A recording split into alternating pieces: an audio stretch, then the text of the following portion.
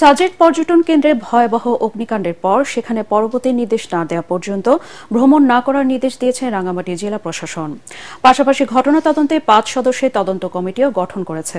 সোমবার রাতে অতিরিক্ত জেলা ম্যাজিস্ট্রেট পাঠান মোহাম্মদ সাইদুজ্জামান স্বাক্ষরিত এক চিঠিতে জানানো হয়, কমিটিকে ৭ কার্যদিবসের মধ্যে প্রতিবেদন জমা দিতে বলা হয়েছে। সেনাবাহিনীর বাঘাইহাট জোন অধিনায়ক লেফটেন্যান্ট কর্নেল মোহাম্মদ খায়রুল আমিন জানান, সোমবারে অগ্নিকাণ্ডে সাজেক পর্যটন কেন্দ্রে প্রায় ১৪৫টি রিসোর্ট, দোকান, বসতঘর পুড়ে ছাই হয়ে গেছে।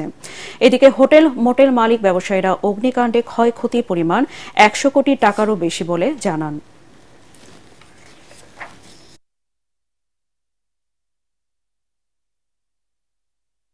আগুনটা নিয়ন্ত্রণে আনতে পেরেছি, যার কারণে হেলিকপ্টার সহায়তা দরকার পড়েনি বা স্ট্যান্ড বাই ছিল। হতাহতের কোনো খবর পেয়েছেন না, এখন পর্যন্ত আমরা কোনো মানুষের হতাহতের খবর পাইনি। বাট যে রিসোর্টগুলা এবং স্থানীয় ঘরবাড়ি পড়ে গেছে, এখান থেকে আসলে প্রচন্ড ধরনের ক্ষয়ক্ষতি হয়। এখানে থাকতে পারেনি, তাদেরকে অ্যাডজাস্ট করে অন্য রিসোর্টে থাকার ব্যবস্থা করা হয়েছে। এছাড়াও আমরা সবাইকে জানিয়ে দিচ্ছি যে যদি কেউ থাকার কোনো প্রবলেম হয় তাহলে আমরা সেই অ্যাকোমোডেশন অ্যারেঞ্জমেন্ট করছি।